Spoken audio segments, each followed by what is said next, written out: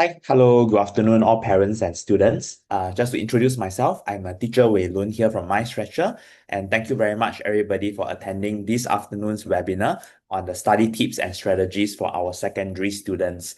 And I also do know that actually amongst you all, there are different groups, right? So some of you may be in Sec 4, going towards the prelim exams and the O levels itself, whereas some of you may be, building up towards that, still at the lower secondary level and trying to build your foundation. So perhaps maybe before we start the webinar proper, just to get a sense of where everybody is at right now, maybe as a show of your virtual hand, you can let me know. So for those of you who are now in Sec 4, maybe you can raise your hand, raise your virtual hand so that I can see that. Okay. Yeah. Okay. Yeah. So you can raise your hand. Okay. Thanks. Thanks for that. So I think there's quite a number here, right? Who, probably are in the thick of prelims now and really, after that, wondering what's the next step towards clearing this important milestone, right? Okay. And also beyond that, how about those in lower secondary? So Sec 1 and Sec 2, you all can also raise your hand, right? So Sec 1 and Sec 2 here, you all can also raise your hand. Okay, yeah, there's quite a number as well, right? Quite a number. So I suppose the rest will be also in Sec 3, right? So the rest will be in Sec 3. Okay, Ken. So I think that's quite a good mix across the profile today. Maybe just as another final show of hand is, how many of you here today are from IP? So are there any students here who are currently in the integrated program? Okay, Ken. I think there's a few here too. Okay, Ken. Thanks for that. Yeah. So I think you all can now put down your hands, right? So thanks very much for participating in that. And maybe just as an introduction, so what we will do today is that we do recognize as students go from primary to secondary, and as they also build up towards the secondary 4 exams, or even if you're not taking the exams, just handling some of these requirements within the integrated program or out of it, there is a lot of increased demands on you. Be it in terms of the first fact is that you have an expanded CCA responsibility. So a lot of times, if you look at it in secondary school, there are a lot more things that you have to do outside of the classroom, right? Outside of academics. And that actually takes up time. So that's the first part. The second part is that you realize for the secondary students, there are a lot more subjects that you are taking, right? So compared to say like primary school, when you first did it at the PSLE, that was where you're taking at most 5 subjects, right? So ECMS, English, Chinese, Math, Science, and maybe higher Chinese. But now as you build up towards the O levels, you can see there's a lot more subjects, right? So some of you may be taking 7, 8, or some even as many as 10. So how do we then manage that? And how do we ensure that we are going to be able to effectively study and prepare, right, for all these subjects? So that's something that we are going to be focusing on right today, and we'll touch on a few areas. The next thing is also to keep this session interactive. Anytime that you all have any questions, feel free to also type them in the chat, and I will be taking them live as well. Okay, yeah, so just to also mention that. So with that, let me also now toggle over to my screen, right? And then we will look at the slide proper, right? So we have prepared a deck today for sharing, for me to share through this current webinar. And then any questions along the way, feel free to just let me know, okay? So I'm going to go over to the slides now, right? So you all should be able to see that, right? So maybe just a bit of an introduction on myself, right? So as mentioned, I'm teacher Weilun here. I'm the academic director at MyStretcher. And for myself, right? So I think I feel I have, tried my best, right? In terms of my own experience in school, right? I've tried to make as much as possible out of it. But on hindsight, also, I also do realize that, there were a lot of things that I could have done better, right? And things that, if only I had known, right, when I was going through like the O-level exams and all that. And so with that benefit of the hindsight, as we engage with our parents, our students rather, right? So as parents yourselves, where there are parents in the crowd, where you are engaging with your students and your children, how do we think about the lessons, right? Right? How do we look at it in terms of, we help our elder sibling, and then some of these lessons we then impart to our the younger siblings as well. So I think these are some of the things that we would also think through, right? And we will also highlight today. And really, if you look at it this way, there are going to be a number of challenges that we know our secondary students are facing, right? And they are not unique to just secondary. In fact, if you look at this, it's pretty common, it's pretty applicable even to our primary group as well. And I think some of these things that often come up is that, our students feel like, they don't have the motivation to study. A lot of times, right, the phone is the mind killer, right? So the phone always distracts you. So the thing is, you may be studying for a while and then you can't stay focused, right? And for some of us, I think number four, right, is something that is always a very common part that a lot of us are guilty of, which is that about procrastination. And I think procrastination is something, be it as adults or be it as students, that's something that all of us face. So how do we go about overcoming that? That's also going to be something I'll talk about later. In fact, I'll give you all two practical tips on how we can overcome procrastination, right? How we don't leave things to the last minute, right? And end up having to burn the midnight oil, right? Okay, then 5 and 6. I think number 6, something that I always see, right? Be it like, of my own students and be it in other classes where people just say that, okay, I work very hard, I try to go through all my notes, right? Be it for science, be it for chemistry, be it for humanities, but I just realized I cannot remember anything. So even though I've gone through all my notes, it seems like everything just flies by my mind. And the next time I try to recall something, I can't recall it. So why is that the case, right? And how can we do this more effectively to internalize the knowledge and to apply the knowledge better, right? So I'll talk a bit about that later.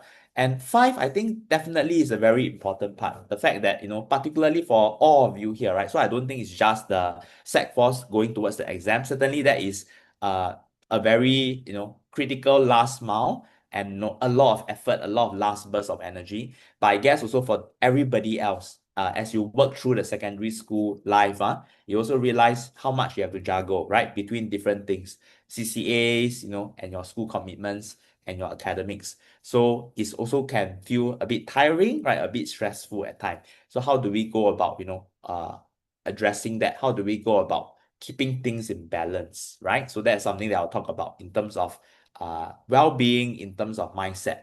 Okay, so that's the other part that I'll also mention later. So with that, right, so I'm going to start proper. And I think one of the very first parts that will be helpful as we look at it, and this is something that I would say is not just particular to the Sec Force preparing for like the exams, right? Or, the graduating years preparing for their milestone exams, is also applicable for any of us, right? As we are working through our WAs, right? Or as we are also building up towards the end of year examinations, this will also be useful for us to think through, how exactly do we have a proper study plan? How exactly do we actually look at, doing a good schedule, right? In terms of what we want to cover all the way to the exams. And the way we want to think about it is that here, right, maybe from one perspective, is it's always good at this point in time actually to already do a stock take. So this is one perspective using Sec 4 as an example. Because if you look at the Sec 4s right now, right now you are in the thick of prelims, correct? So many of you are actually going through the prelim stage of things, right? You are getting a chance to practice your exam paper under time condition. And it is also a good snapshot of where you are currently at and where you need to improve, right? And that's going to be something that is important, right? So if you look at it, how we look at this as a stock take for everybody here is that, especially for the, some of these Sec 4s who are working towards the exams, you may be wondering in your mind, right? Which is, okay, right now at this point in time, is it better for me to be, say, practicing practice papers like test papers, or should I still do topical revision, right? Should I still do topical revision? Especially for those topic-based subjects, right? Like maybe physics, chem, mathematics, A-math, right? So you may be wondering, right? So which one should I do? And my answer to that is that it really depends on where you are right now. And you can use this as a gauge, right? So how do we use this as a gauge for the different subjects? Is you can look at essentially the grades that you get. And the prelim score itself is a good way to have a point of reference, right? And I would say generally, if you look at it this way, right, from 1 to 9, right? If your scores are generally hovering between the A1, A2 to B3 region, it does suggest that in terms of your key foundation and your fundamentals for that particular subject, it is pretty much there, right? You already have a fairly solid base. And in that regard, then there's less of a need for you to really focus too much on topical revision already. So say, for example, I tell you, if let's say you are doing math, right? And then your math, you come out with an A2. What it means if you can get a 2, A2, it probably means that actually your foundation is pretty solid, right? But what will get you to the 1, right? The way to get to the 1 is really looking through what are those, trending questions that always come out in like the papers, 10-year series, and especially those differentiator questions, right? So as you all would know, different subjects, there will be different differentiator kind of questions, right? So in mathematics, the problems in real world context, right? The PRWC questions, I'm sure all of you here, regardless of which level, you will have some exposure to that. So that's one of the killer questions for mathematics, right? And then for science, right, there's also some of these, higher order thinking kind of questions, non-routine questions, right? That forces you to apply the concepts that you have learned, but in a kind of different context. So if you look at all these, right, when you are in this range already, so A1, A2, and a B3 kind of range, it's a good idea that you focus more in terms of that exam paper practice already, right? And why is that useful is because you already have more or less a good foundation, right? And then you are kind of building up towards the last lap with time exam practice to really build your exam muscle. So that's how we think about it. But if you're not there yet, so let's say if you're not in that A1, A2, B3 region, but you are below that, then what it suggests is that if you look at your scores, there's probably something that's still holding you back, right? So if you look at any exam for the matter, there will always be what we call as the low-hanging fruit questions, right? What are the low-hanging fruit questions? The low-hanging fruit questions are questions that I'm not saying easy. It's not, as in one part of it, probably they are more manageable. But the other part is that as long as you get your foundation correct, you should be able to do these questions. So there's always going to be this chunk of what we call as low-hanging fruits. And if you are at that B4 and below, it probably suggests that there are still some of these foundation things that you're not doing. There are still some of these so-called low-hanging fruits that you're not fully getting yet. And that strategy here is then to be very practical, is to think through how do we make sure we get all our low-hanging fruits, right? How do we make sure for all these foundation things, we are mastering them? And if you are in this range, it's very important that you look at your papers and then you see, okay, where are the areas that I'm really messing up on, right? For example, right? So maybe for mathematics, I'm messing up on congruence and similarity, or I'm really messing up on vectors, right? And if that's the case, you can see if there are still these gaps, very obvious gaps, then it's actually a good idea that you continue to focus on some of these topical practice and topical revision first, because the very important priority is you need to close that gap, because there are some low-hanging fruits in the exam. And if you are able to close these gaps, right, then it helps to make sure that you get all your low-hanging fruits settled, right? Low-hanging fruits. I would say if you look at it, typically if you look at the low-hanging fruits in a paper, I mean, just as a guess, as a gauge, if you look at it, I think about over 50%, about between 50 to 70% of the paper are things that you can already do, right? If you master the core. It's the last 30% that is a bit, going beyond that, right? So the idea here is that you need to make sure you are able to master all of that, right? So that's the first portion before you continue on with the exam paper practice, okay? But so you see here, so in short, the takeaway here is what? The takeaway here is that, both topical component-based practice is important as well as exam practice. But what is the focus now? The focus now will depend on the stock take of where you are, right? And this is something that works also not just for the Sec 4s. It also works for the other levels, right? So as you build up, right? So as you do a stock take now based on all the WAs that you have done in the year, right? That is your source of information. So for all the other levels, you do not have the prelims, right, as the source of information. But your source of information would be your end of year from last year. That's one. The next source of information will be all the WAs that you have done. Yeah. So for example, if let's say I have a student, she's doing chem and very consistently, right? Maybe WA1 she failed, WA2 pass, WA3 fail again, right? What exactly is causing that fail, right? What are the topics that he or she is missing out on, right? And where are these areas? So if you look at it, if you're failing, right, is likelihood is if you look at this category here, right, you're probably at a place whereby there's still a lot of foundation things that is missing, right? So how do we bridge that gap? That means you don't even think about practicing consolidated practice first. That means you have to focus a lot on this kind of topical practice, right? So that's how you can use your WA as a way to do that, right? I know some students also like to ask, right, which is, but teacher, what if I only do like topical practice, right? And I don't do consolidated exam practice. There is also a missing gap. And why is that the case? So guys, I know sometimes, right? So because we have a lot of things to do, so sometimes you will realize, oh, maybe all I need to do is like, for example, right? So especially for like some of those like topics-based subjects, you will say, okay, I'll just do from my textbook, or maybe some of these topic-based assessment book, I just do a bit, will do already, right? Um, or even from our Mind Stretcher worksheet and homework poster for those of you who are Mind Stretcher students. But what you need to recognize is that that is not enough actually. So why is that not enough, right? So why is it that just topical practice alone is not enough? It's because psychologically, right, if you look at it, if you would just do one topical practice, for example, if I'm doing a topical practice for say mathematics, right? A math, let's use A math for example, right? And we are looking at the topic on differentiation, right? Applications of differentiation. Then you realize when you do a question, you can do it is more easily. Why? Because you know this is the topic on differentiation. You know this is the concept being tested, right? So you will be able to get to that quite fast. But in the exams, you realize it's another case, right? So I'm sure some of you realize that, right? That how come sometimes when I do topic practice, I'm quite good, right? And I learn quite fast in class. But how come when I go to exam, I always fumble and mess up, correct? Sometimes you'll realize, right? Why is there this mismatch, right? Between how you are learning versus how you are doing in exam.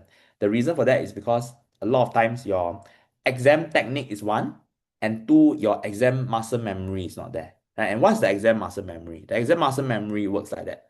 The idea of exam muscle memory is that everything is mixed up, right? So it's a bit like, like 菜本, right? Mixed vegetable rice. Everything is mixed up. So in the exam, when I test you on physics, I test you on chem, biology, everything is mismatched together. I'm not going to tell you this is this topic, this is that concept. And that's where the problem comes out sometimes, right? So if you look at the question, you don't know what is that topic being tested, right? You don't know what exactly is the concept that's being tested. And that's where you then may fumble, right? And it's important then to train that muscle memory, right? That idea of, okay, when I do an exam, this is how I will retrieve, how I will know what's the concept being tested, and how I'll retrieve the right information from my brain to apply there. So that is the part that you all need to train. So you need to train both. You need to train the topical proficiency, and then you need to train this combined exam muscle memory, right? So that is the part, okay? And I would say, so if you look at this way, right, this is how you can judge, right?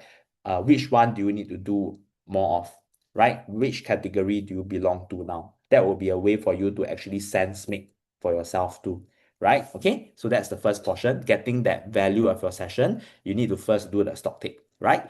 And after that, then you see over here, like this is what I mentioned, right? So both, right? So on one part, you need like the topic component practice, and the other part, you need the exam paper practice, right?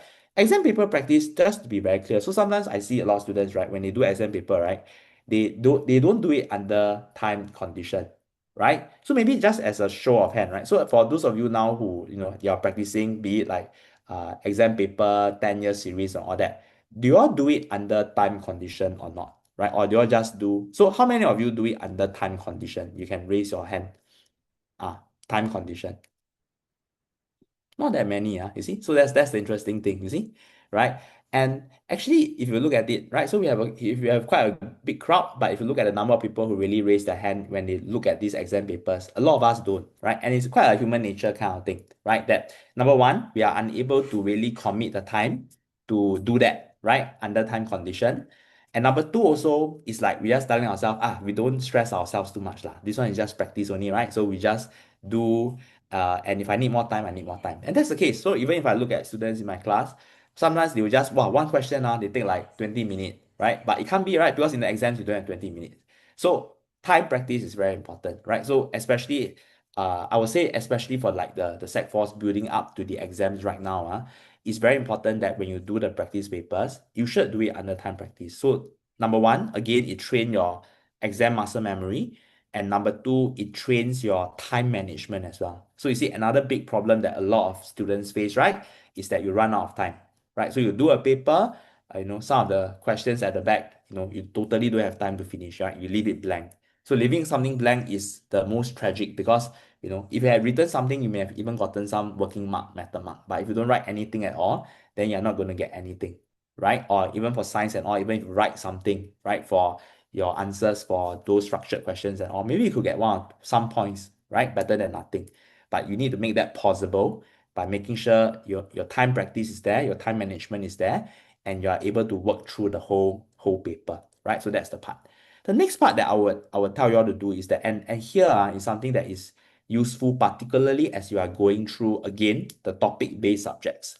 I would say not even topic-based, even if you look at languages, it also can work. And what are these? These are really what we call as the trending questions. So how do we look at that? Is that if you see from like for math and science, the topic-based subjects, just work through, right? In terms, all of us will have our 10-year series, right? You work through the 10-year series, you work through other school papers, you will realize that over time, you can see a pattern in terms of the kind of questions that come up, correct? And this is what we call as typical question types or trending question, right? And I can tell you, in truth, even for some subjects, like for example, like additional mathematics, there are only that many types of questions usually that do come up, right? But now, of course, there will always be those stretch questions, a bit different. But like I said, the huge chunk of it are based on defined groups of questions, right? That if you practice enough, you will have seen them before, right? And really, the trick to really doing well in the exam, the way I'll look at it is that you see, exam, right, is not about going in and just bashing through, right, and just hoping for the best. That means I just go in, I have learned enough, and then I'll apply my mind and do every question, right? And I'll do every question from scratch. Okay, the reality is every question has to be done from scratch because it's a blank paper. But the trick here is that you need to make sure you are as exposed as possible to many question types before the exam, such that when you go into the exam, I would say more than half of the paper you have seen before in one form or another. That would actually be what separate the best students and those who don't score as well, right? And what would actually give you good time for finishing the paper. That's the reality. Because you can see if every question to you looks very new, that means even if you have a very good foundation, right? But you have to think from scratch for every question, it's just going to waste your time, right? Compared to somebody who is quite well prepared, they have gone through, their prelim papers, they've gone through their 10-year series, and they know what are the trending questions. For example, I can tell you some of my students, right, when they do, for example, math, they do the questions, right? They can tell you, oh, the topic on vectors or the topic on sets. These are usually the questions that come out, right? And they would know. So when they go into the exam, they see, is this question, right? And this is the way to do it. Then they can do it very fast, right? And that will probably be about 60 to 70% you can do like that. It's probably only the last 30% that requires some further thought, right? Some non-routine thinking. So that is the key actually, right? If you can get to a point where, most of the paper you have sort of seen before, then you are in a good shape. The problem why a lot of people struggle is because to them, the paper is like really what we call as tabula rasa, right? A blank slate. That means you go in, every question looks alien to you. Every question you have to think from scratch. And that is the problem, right? And to avoid that problem, you have to go through those papers. And my tip to you is when you practice, you don't just practice, because once you just practice like that, right? One good tip is like that. That means as you practice, particularly for like science, math related subjects, is that once you see, this question, I keep seeing this question type, then all you need to do is to put it down in terms of a compilation that you have, be it in a foolscap or a notebook, that this topic, I always see these few question types, right? And this is number one, this first type. Then you just put down there as an example question. So after that, then you can note. So you see under this topic on vectors, this is one question type I always see. Or under this topic on binomial theorem, this is one kind of question that I always see, right? And after that, you see, once you compile across the different topics, right? You kind of know, okay, so across these different topic, each topic got these few example question, right? Then right before the exam, like maybe the night before or the or 1 or 2 days before, you just go and review that book, right? You just go and review the book, review through all these topics and what are the common questions, and run through in your mind. That means you see, this question, my muscle memory tells me this is how I do it. Then you go for the exam. That will help you a lot more compared to just doing only. You see, when you just do, sometimes your brain don't register the pattern, right? Once you just do, right, your brain will be like, oh, I sort of see it before, but I can't remember already, right? So to avoid that from happening, the way to do it is to jot it down, right? Find a pattern and note down the example question, right? So then over time, you have a compilation of trending common example questions for each topic. That is actually something that is helpful, right? When you refer, right? That is actually one, and it really pays dividends for which kind of subjects, subjects like math, subjects like A math, in particular for A math, because A math has really these really few types of questions, right? That is pretty common, right? Across different, for different of these topics, right? So that's one tip there, how you should really use exam papers, okay? Second is that when you practice other school prelim papers and all that kind of thing as well, is to see common pattern, right? And over time, you see actually schools themselves, they're also thinking through, what are the kind of, they themselves have also analyzed, right? So what are trending? And when they put out their prelim papers, is their best bet also at what they think could be likely to come out and what will best prepare their students for it. So once you go through like different schools prelim papers, it's also a good way actually that you can then see okay, what are some of the things that schools are all zooming in on, right? For example, like maybe in chemistry, they always zoom in on this thing for organic chem or electrolysis and that kind of thing. Maybe this kind of question is something that we should pay more attention to. That's also what you should uh, find out more about, right? That few parts, right, in terms of exam paper, right? So that's how we actually use exam papers more effectively, right? So in some exam paper, make sure you do time practice style. Number two, make sure just instead of spamming, you have to try to extract out, right? For some of those more relevant ones, like what are these trending questions, trending topics, right? Then you put it down in terms of the example questions, right? And number three, even as you, and it's not just 10-year series, it's also prelim questions. Prelim questions try to see, are there some patterns? Are there some things that every school seems to be getting at? Yeah, that's also one part that will be helpful, right? Okay, so that's for exam. Now for the topical part, right? That's the one I was saying just now, that if you are, your foundation is still not that solid, still need to go back to topics. But the reality is that I would say that for the Sec 1 to Sec 3, as you are building towards the end of year, there's still time, right? You can probably, I would say for your, you can have time to do every topic, probably also, right?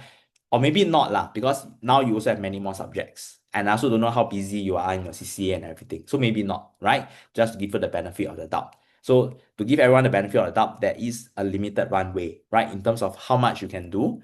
And in short, probably you can't redo everything, right? And you probably wouldn't want to do that, right?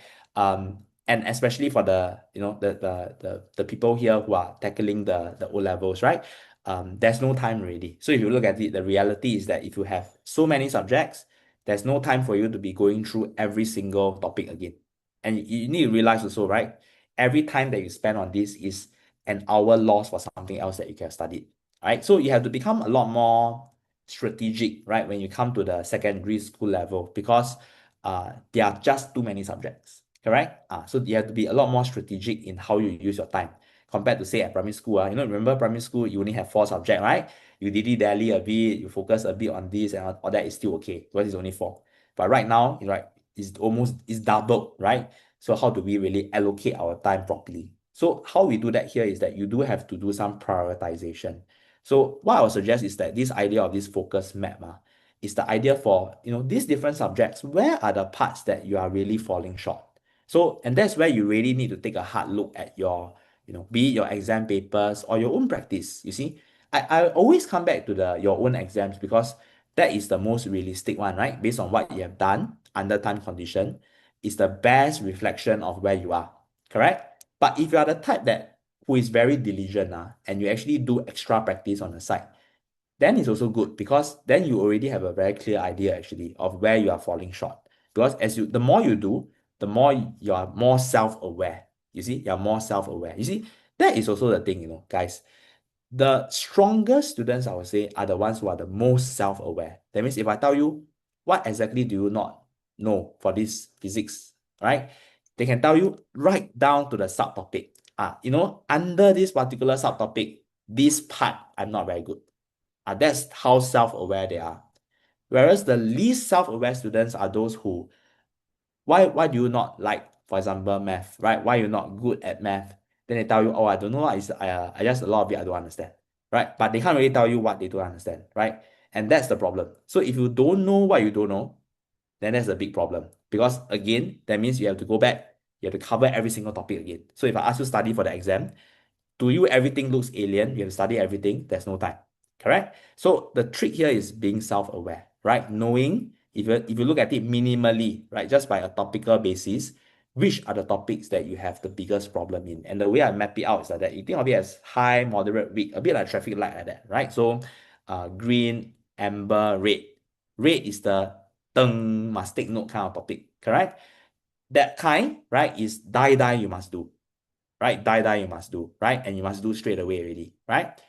The amber is like, you can come back to it, right? Spend some time on it, but don't need to, do a deep dive into much detail, right? And the green is probably the ones that you can think of it as you don't even need to do, right? Green, literally, I would say, in fact, to be very strategic, that's what I will even say, that green means you are confident, means you know how to do it, it's already inside your muscle memory already.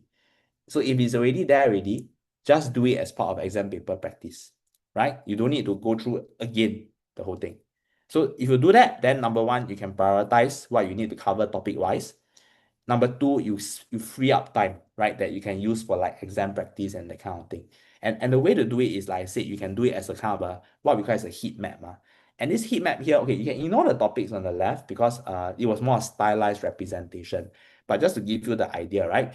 The heat map itself, this one, how we do this is also through your own practice. And that's how you can supplement. So if you look at this, let's take the subject on mathematics.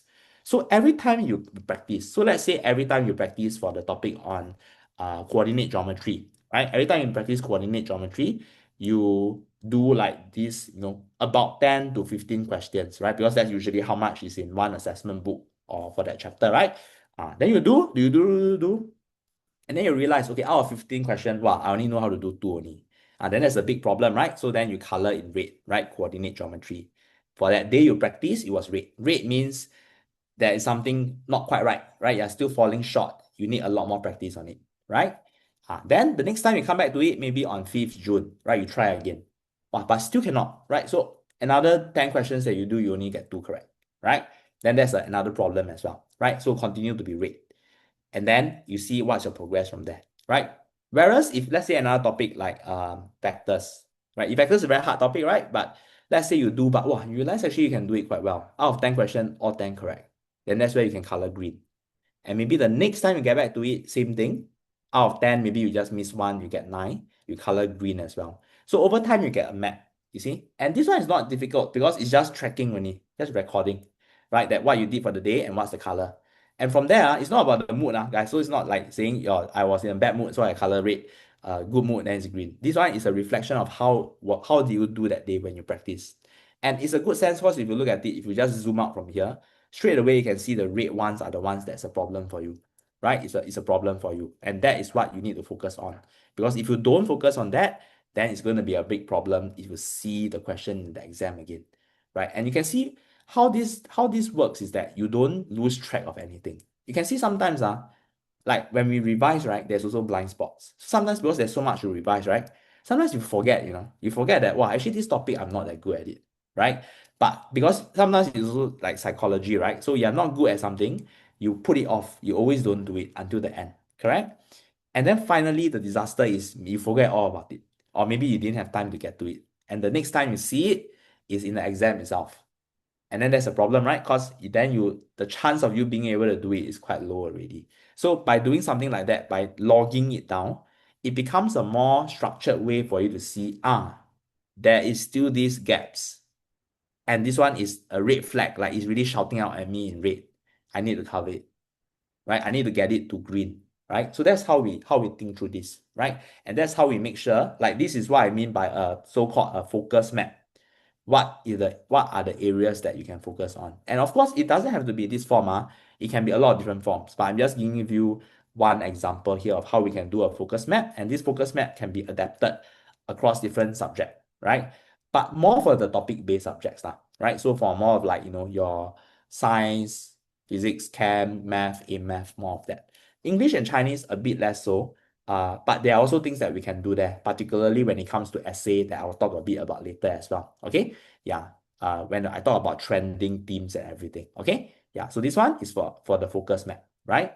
And with that in mind, then you can see the way we look at it is we then map out our study plan. And now I'm just using based off the most urgent one, lah, right? Which is essentially for the Sec 4s, right? Which is now building on in August, right? This is the period where you are going in the thick of prelims, right? Wrapping up on the prelims, and then after that, building towards the D-Day, right? The D-Day, October, November, right? For O levels. So how do we work towards that? And the way to think of it is like that. So if you look at this map here, the way we have to map out our study plan is we look at it in terms of what we need to do month by month, right? Month by month. What are the to-dos that we need to do? And then from there, we then split it out week by week, right? Week by week, what do we need to cover? So you can see a study planner then consists of a monthly plan. So, in the build up towards the exam for each subject, what do I need to cover month by month, right? And then for each month, like let's say for here, so I give a very simple example here. This is a starlight example. Later I'll give you one based on the actual scenario. So here you can see, right, the starlight example here is, let's say we got these two topical area I need to focus. One is on algebra, right, for A math. So let's say I want to say, oh, I'm really, really bad at algebra and I need to really go back to it again, right? So in August, I'm going to dedicate my time to that. So how does that work? So the month of August, you need to clear that. So for each week, what do you need to cover, right? Then you can plan it out in terms of the to-dos, right? So that's the thought process behind that. And you have to work backwards. So you see, the way we work backwards here is that we see in the October period, you give some time for practice, right? And then after that, working backwards, there's some topical mastery that is needed. So August, September, that's where we do the topical mastery, right? So that's one thing to note. So with that also, I'm going to use an actual, like, an illustration so that y'all can also have a sense of that as well. So I'm going to toggle over to just a blank canvas, so I can just write down to show y'all. I think y'all should be able to see my screen now. Okay, so it's a Word document.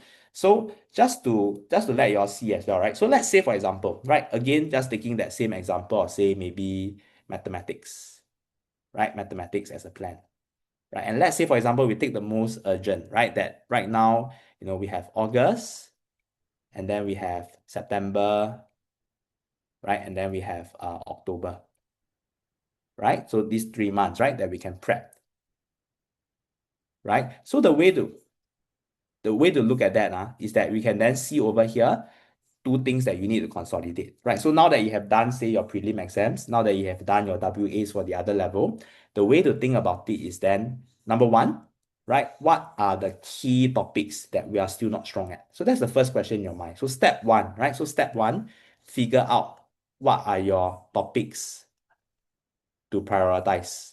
Okay, topics to prioritize. And from here, you can actually use what we mentioned just now based on the past papers that you did or based on that focus map, right, that we talk about.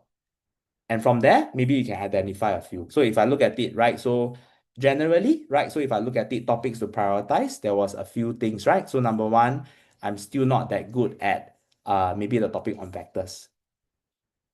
Number two, I really mess up in terms of congruence and similarity, right? And number three, maybe just the topics on probability. Don't know why it always trips me up, right? And if I look my papers, these are the ones, right, that I seem to have a problem, right? That's the first part.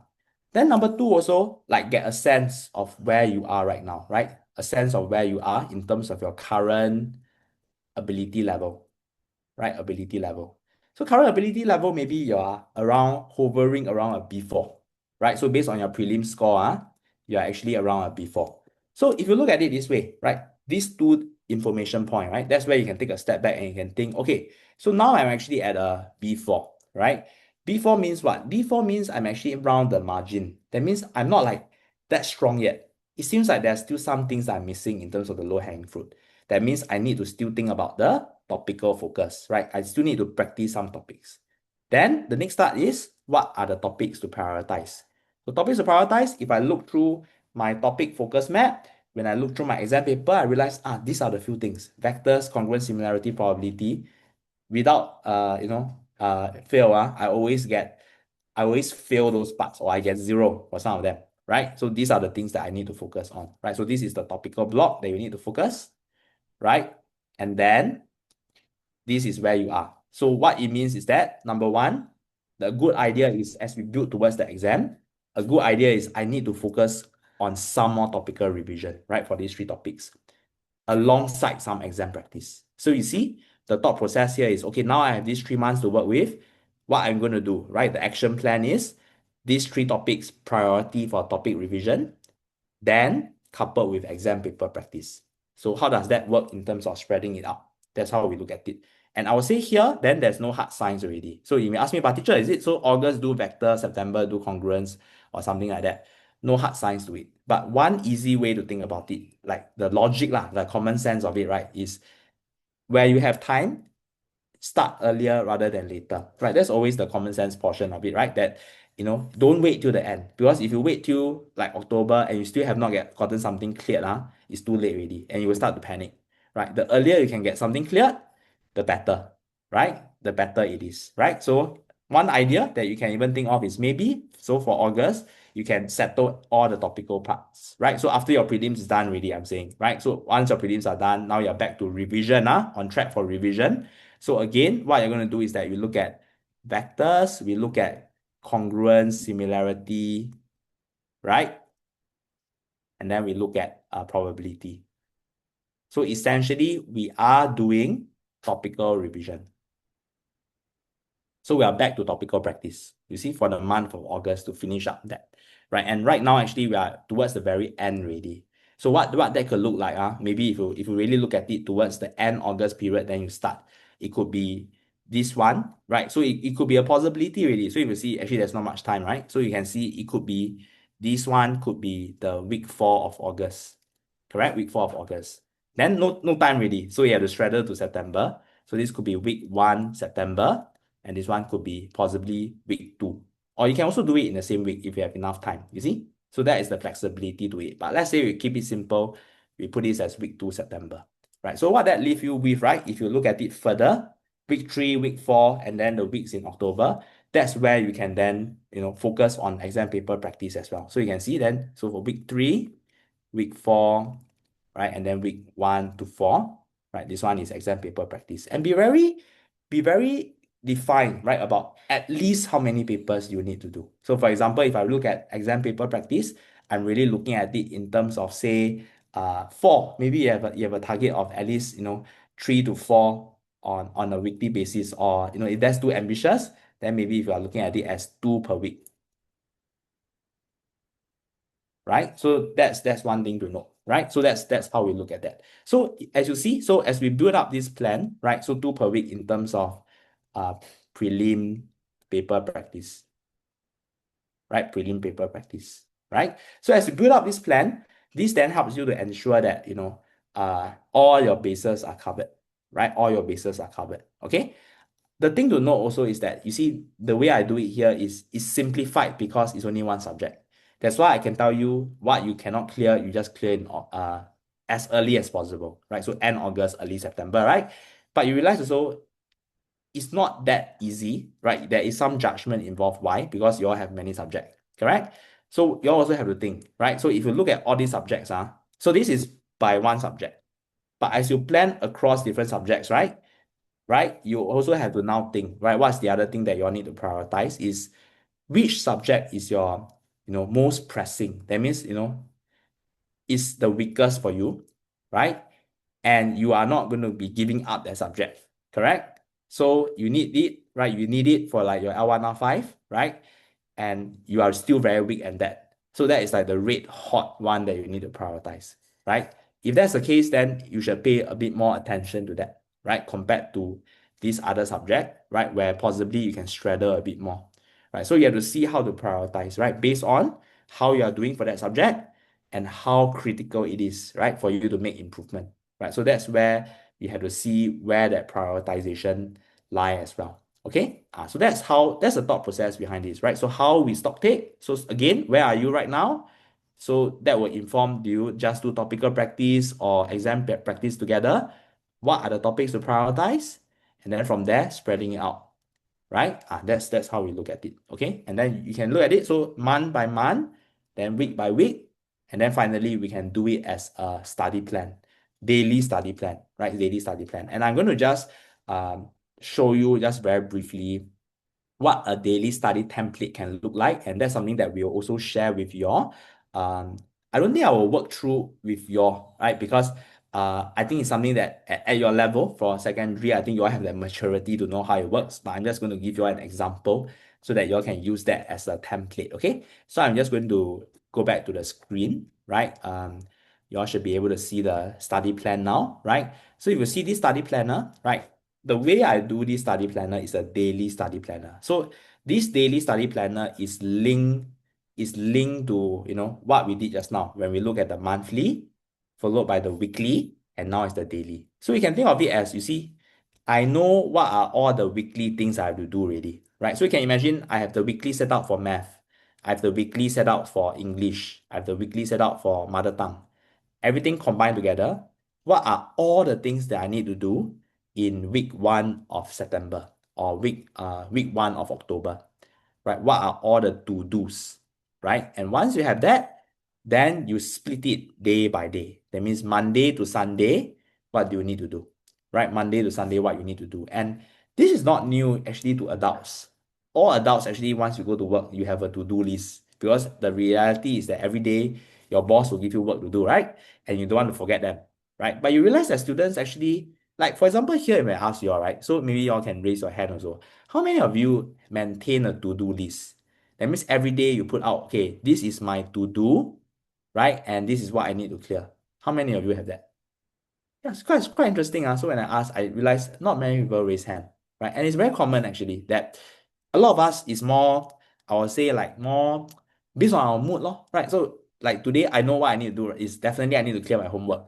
But everything else is a bit like just to see the time, lah, right? If got time, I do a bit, but if no time, then never mind, right? But you can see when you do that, right? The problem is two things, right? Number one, you tend to fall behind, right? That means you may have sort of like a vague plan, right? So some of us we may have a vague plan that, oh, by this month, I need to finish all the topic for camp, right? I'm quite bad at camp, but wow, a lot of topic I cannot remember. So by September, I need to finish everything, correct? So you kind of have a vague plan. Then after that, but when you put it to action, then you realize every day was based on mood. You can't really deliver on the plan, correct? So that is the problem that comes up. But how to avoid that problem is like what I said. The idea here is that uh essentially what you need to do, right, is that you need to set it out in terms of a to-do. And I think there's a very good question in the chat, which is, if let's say your school gives you overwhelming homework, how do you balance? How do you even study, right? If you have overwhelming homework, which I feel probably maybe for some of the other levels sometimes, but for the Sec 4, usually at this point in time, there's a balance, right? Because they also know that the revision itself is quite important. But how do we balance that? So that's something that I will talk a bit about later as well, okay? But before that, so if you look at this right now, how do we look at this in terms of the to-do list? You can think of it, for example, right? So today is Saturday, and let's say you're doing a to-do list. The way we look at it is, what exactly are the homework that we need to do, and what exactly are the practice that we need, right? Our self-study and self-revision that I need. For example, one of the tasks that you have here is that you need to do one English essay, right? Do one English essay, right? Maybe that's one task. Then another task is maybe for your own self-study. You need to practice, right, math, right, on vectors, for example. Okay? Maybe number three, right? Maybe you are doing combined humans and you want to study a bit on history, right? You need to study, right, the history chapter, okay, on the rise of the Nazis, for example, right? So maybe this day, right, you plan these three things, right? You plan these three things.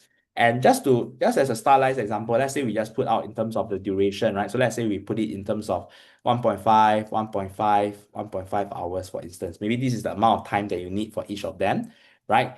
Then that will give you a sense, right? So how long do I need? And what are the tasks that I need to do, right? That's the first part. That is the to-do list. So that is what you need to clear as far as possible on that day. That means unless you got any contingencies or anything, that means suddenly you got stomach ache or suddenly you got something else, you should clear that, right? So be very accountable, very committed towards that. So by doing that, you see, once you have all your to-dos and you clear it systematically, then you will make progress, right? You won't put it to the other day, right?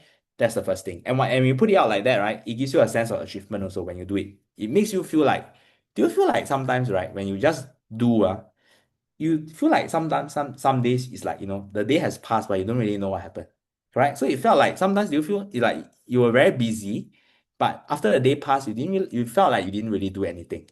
Correct? But this helps to avoid that because if you look at this psychologically, as you do something, you take it off, it gives you a feel good feeling at the end that, okay, at the end of the day, actually, it was a very fruitful day. There was these things I completed, right? And you can be proud of that. And that actually gives you the momentum for the next day and for the week ahead as well. Okay. So that's one part that is very important. What I mean by priority, right? Priority is the idea that if, let's say, there's one thing that's the most important that you need to do, what is it? So quite likely it's going to be the homework lah. So let's say maybe the homework is the English essay, right? So that one is the most important. Maybe it's like a weekday night and you have to finish, right? So you need to finish that. Why that? Why priority is because sometimes, some days you never know what happens, right? Maybe you got family commitments, suddenly your mom asks you go out, something like that, right? Then the thing is here is, if you didn't have time, what was the thing that you must complete? So it helps you in terms of the prioritization as well, right? Okay. Then English essay is the most important. Then maybe, the others is your self-study one. So those are less important. But if you look at it in terms of the order, you realize actually, wow, I'm a lot stronger at history. Actually, history, I'm just recap only. But math is the one, wow, big problem. The vector, I have a lot of problem. So you see, then the priority number 2 is the math practice, right? And then number 3 is the history study. So you prioritize like that. So why you prioritize like that is because once you prioritize that, right, generally you also want to put the most important one at the start. That is just a very practical tip also. Like as you plan out your day, the reality is that you see what we like to do is that as we do our day, right, we like to think of it backwards. So we like to think of the thing that is the hardest to do, we put it at the end, right? It's quite a common thing, right? Because that one, very leceh, very difficult. I put it to the end lah, right? I don't think about it first. I do the things I like first. But you realize that creates a lot of stress for you because as you go nearer towards the end of the day, you run out of time, right? And the reality is that you also get more tired, right? Because you lose energy, right? And then the thing is, the last task that is the hardest and the most important, you have very little energy and you have very little time to do.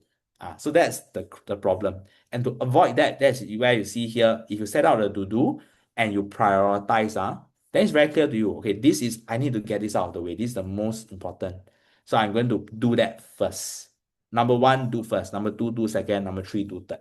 Right? Do that like that. So then you can see, okay, so now maybe if I use today as an example, maybe after this talk, right? Maybe around 4 o'clock, you listen a bit, you take a rest. Around 4, you start work.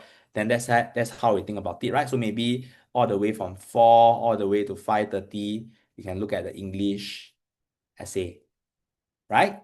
And then maybe 5:30 to 7, you can take like a dinner break, right? Take a dinner break, take a rest, right? And then from 7, right, to 8:30, that's where you do the math practice, right? And then finally, 8:30 to 10, right, study history.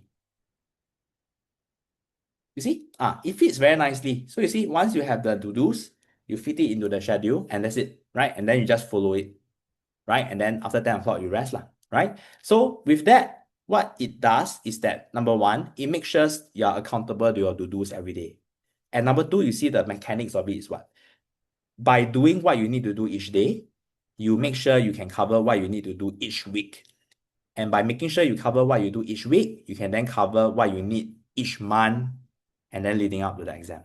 So you don't lose anything at all. You see? So this is a systematic way of mapping out what are the areas that you still need to cover and how to do that. Okay. But of course, I know some of you mentioned, wow, but really a lot of homework. Then how? Right. So one thing I said, the prioritization is going to be key.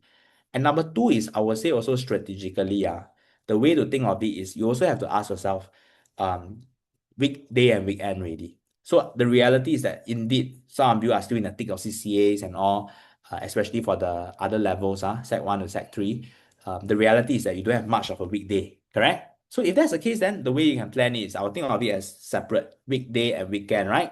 So weekday could be like what the student asked. Maybe weekday, I always get overwhelmed by work. So quite likely, so weekdays I have to spend entirely on the homework, right? But weekend is then the part where then you have to see how you can dedicate block of time for self-study and self-practice. In fact, that's the time that you have to see how you can tackle that. Like particularly, you can see here in short, some students, some successful example is that they will always allocate a time. That means no matter what, I'm going to allocate this time, and I need to allocate this time of 3 hours, right, to just for my practice and just for my revision. And every weekend, every day on the weekend, I will need to do that. So that will help to make sure that you have a protected slot that no one can touch on, right? That you will need to do that. But some of you may ask, but teacher, then my homework how? Right? My homework how? The thing is also, guys, one thing you also need to realize is that sometimes you also realize, right? You all take a lot of time on the homework, correct? It's like more time than necessary for that particular piece of work. And the reason for that is sometimes because, either maybe you dilly-dally, you're not focused, or sometimes you overthink it. That could be another possibility. You put in too much work onto it.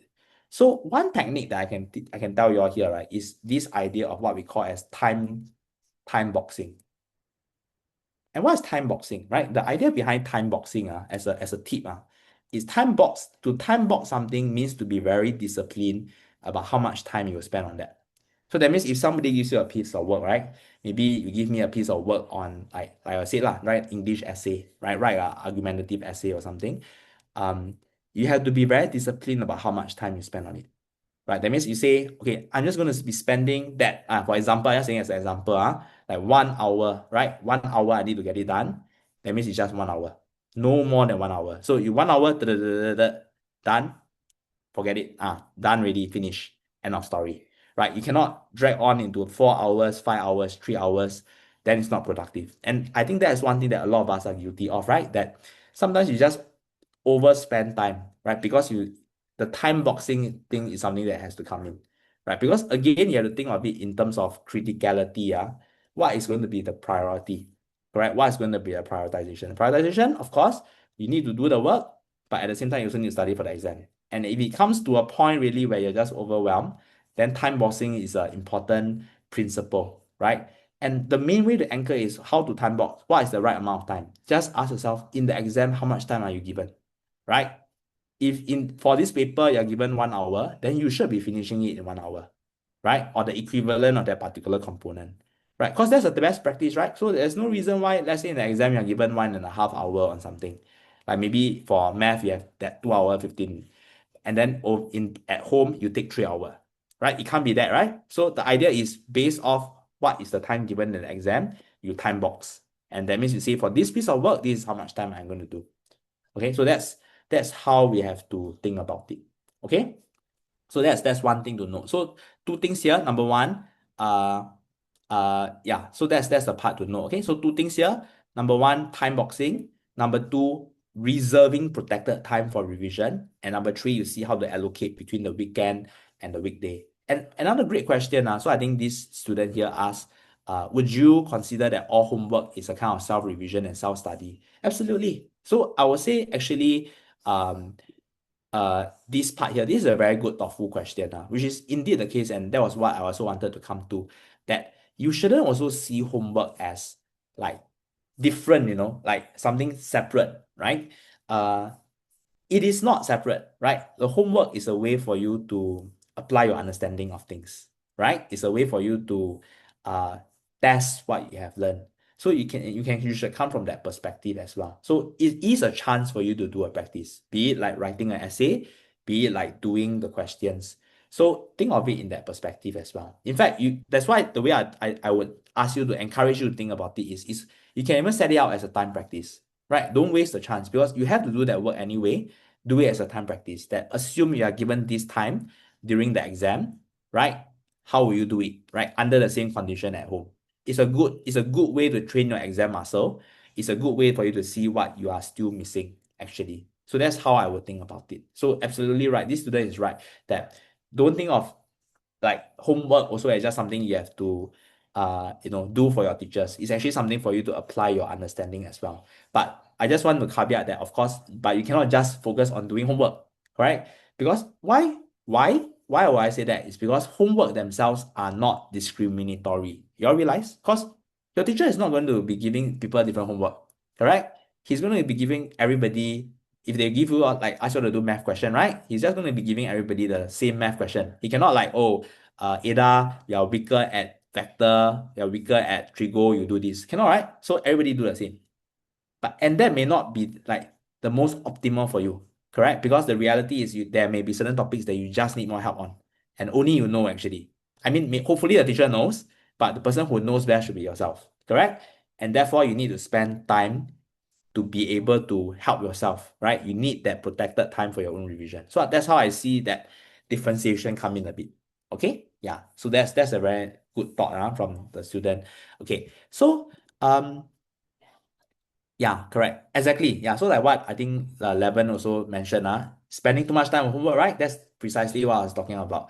Yeah. And the read out and don't know how to do part. So indeed, I think sometimes also it is going to be like that where because you don't know how to approach something, you have to spend a lot more time on it. And I want to talk a bit about that as well. So that's a very good point. So guys, I'm aware of the time, but I will spend a bit more. Okay. So I would likely need, a bit more time until about 3:30.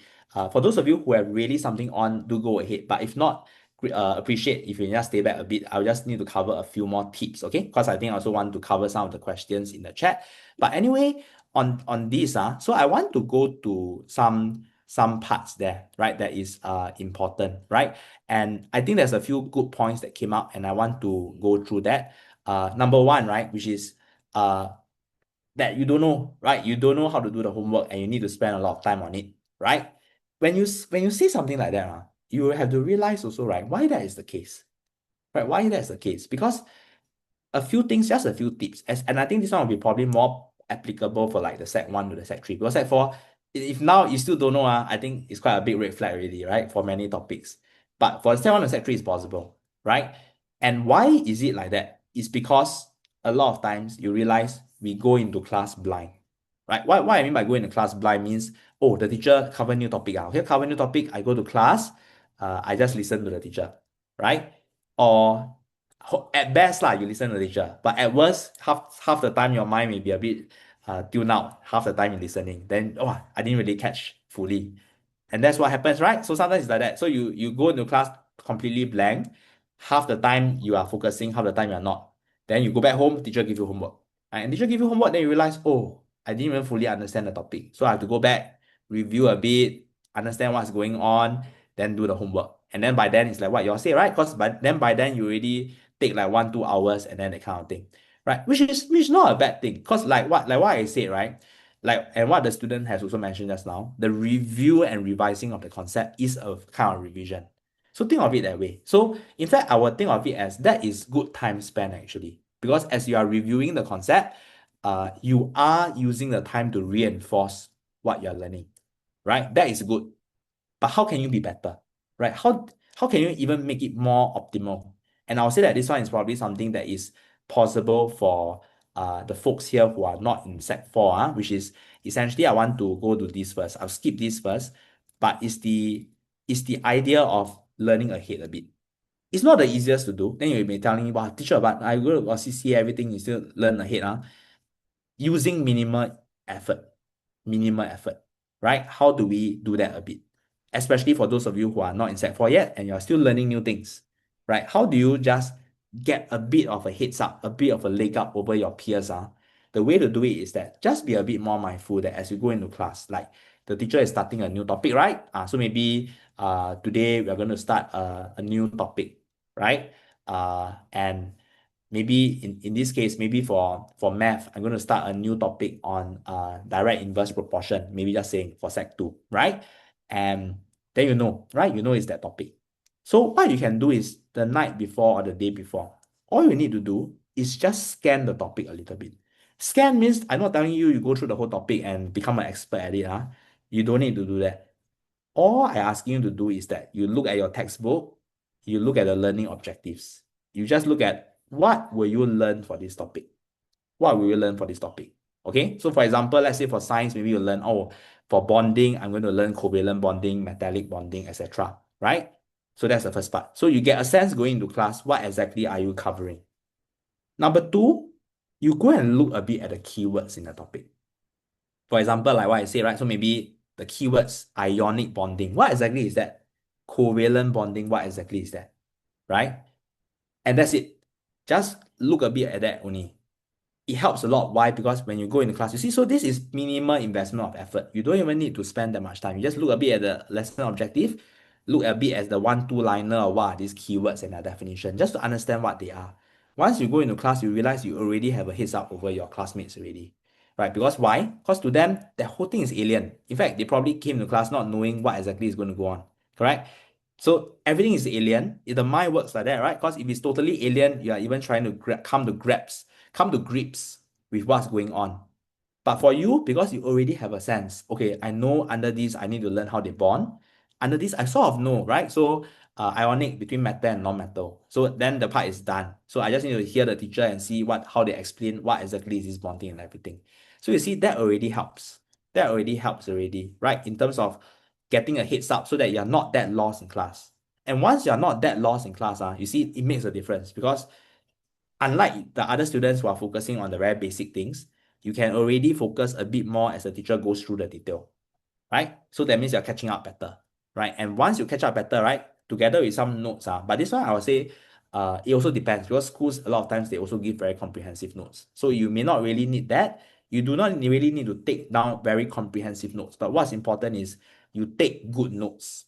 What are good notes? If I give an example, using okay, I'm not asking you. So Cornell notes, right, is actually one very useful way of tabulating notes in this format. But I don't see the need for you all to really follow that format.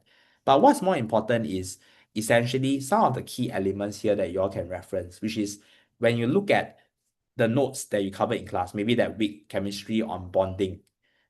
You see, what are the things that you need to know? What are the keywords? What are the key terms? Right? What are the important information that is emphasized again and again? Right? Are there any formulas? Right? Anything that we need to know? Right? Like maybe gain electron is negative ion, etc., etc. Right? And then on the left side, you can note down what are some of the key questions. That means you kind of think, okay, after all this already, but wait a minute, there's still some things I don't quite understand. Then you jot it down, right? What is it that you don't understand?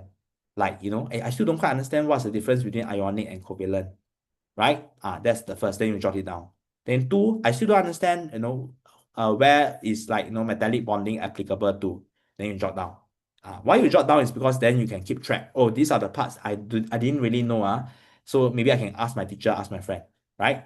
And then on the right side, you kind of jot down the key things that you have learned, right? Very quick points. So that helps you to consolidate what you have done. So you see, by doing these two things, prepping a bit ahead, and then jotting down what matters in terms of the notes, it gives you a better position for each topic already. So you are not so lost. And when you go home, you are given a homework, it's more likely that you don't need to spend that much time to review again. You see? So why am I telling you this? Is because if you do this, right, it could mean that you can reduce the time that you spend on revising again before you do the homework, right? Right? So that's the part to note, okay? It's a tip, right? It's just a tip. And this one, like I said, is probably more for the Sec 1 to Sec 3 here, who are still learning new topics. Sec 4, you have done everything already. So there's no more new things for you to learn. So you don't need to care about the Cornell method, but Sec 1 to Sec 3 will be important, right? Okay? So that's the other thing I wanted to highlight too. So then coming back, right? So I think one thing that you all did mention also is the idea of, so this one I've gone through, right? So I'm not going to go through this part again on the study plan, right? But I think, I think Leanne raised a good point in the chat that, spend a lot of time. But sometimes you also realize when you spend a lot of time, sometimes it's also not because you don't understand something, but because you are very distracted.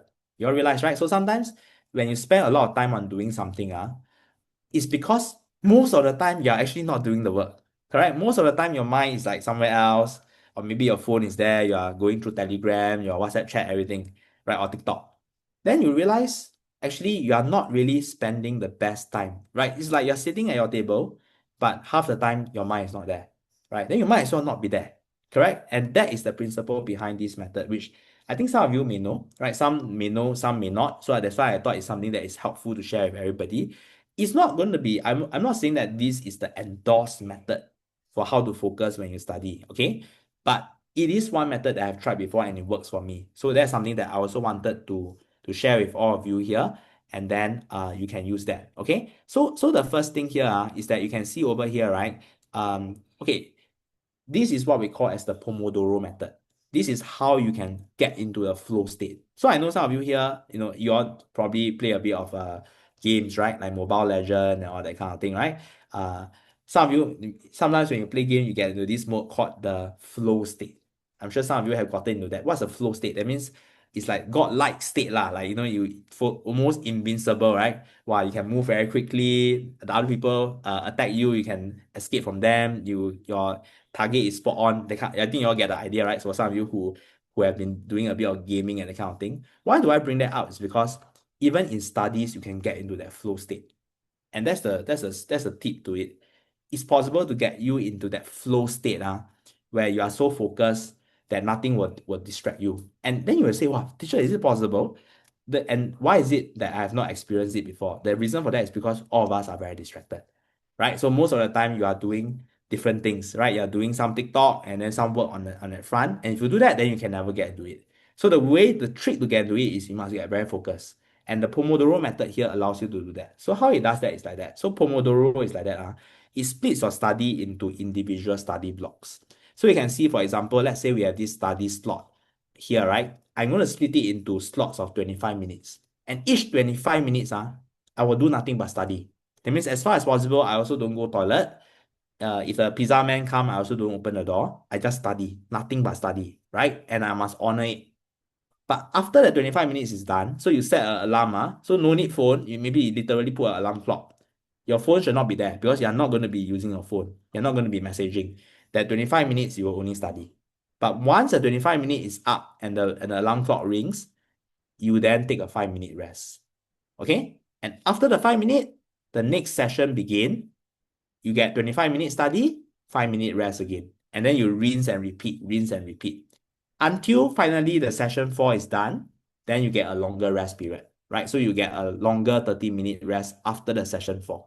So you see, what's the aim of this? The aim of this is that by really honoring that studying slot, that means 25 minutes, really nothing but study, it really helps you to get into the focus and to get into the state where you are able to tune out any distraction, i.e. you can get into the flow state. So that's the part that I want to also emphasize. I know some of you may ask, but teacher, sometimes I think I do things like practice, write essay or that kind of thing. I need more time, or study notes, I need more time.